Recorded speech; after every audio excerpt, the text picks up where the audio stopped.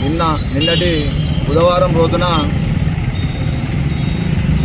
కారేడ్ గ్రౌండ్లో తెలంగాణ రాష్ట్ర ప్రభుత్వం ప్రతిష్టాత్మకంగా తీసుకున్న ప్రజాపాలన దినోత్సవం సందర్భంగా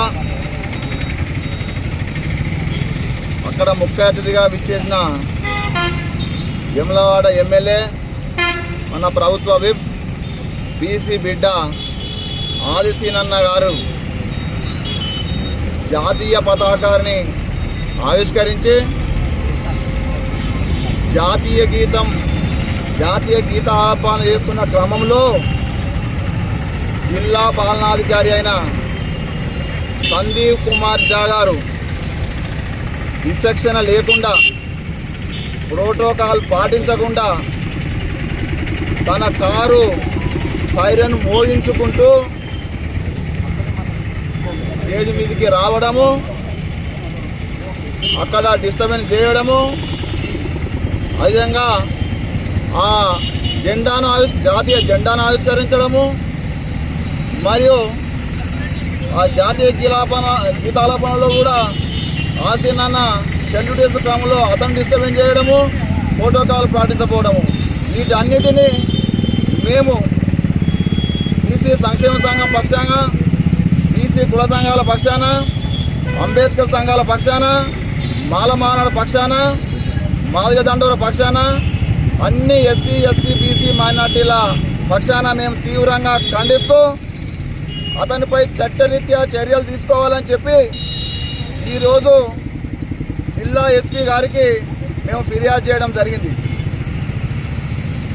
శాసనసభలో తెలంగాణ శాసనసభలో బీసీ కులగణన అదేవిధంగా 42% రిజర్వేషన్ల బిల్లులపైన బలపరిచే అవకాశం ఈ ప్రభుత్వం, ఈ ముఖ్యమంత్రి ఆదిశీనన్నకు కల్పిస్తూ ఉంటే ఈ జిల్లా కలెక్టర్ ఒక షాడోగా, ఒక సైకోగా తన ఇష్టారీతిన వ్యవహరిస్తూ అటు ఆదిశీనన్నను అదేవిధంగా ఆ జెండాను, జాతీయ పతాకాన్ని అవమానపరచడం మేము మరొక్క మారు తీవ్రంగా ఖండిస్తూ అతనిపై చర్యలు తీసుకోవాలని చెప్పి ఎస్పీ గారు ఫిర్యాదు చేసినాం. ఎస్పీ గారు కూడా పై అధికారులతో ఆలోచన చేసి చర్యలు తీసుకుంటామని మాకు హామీ ఇచ్చారు.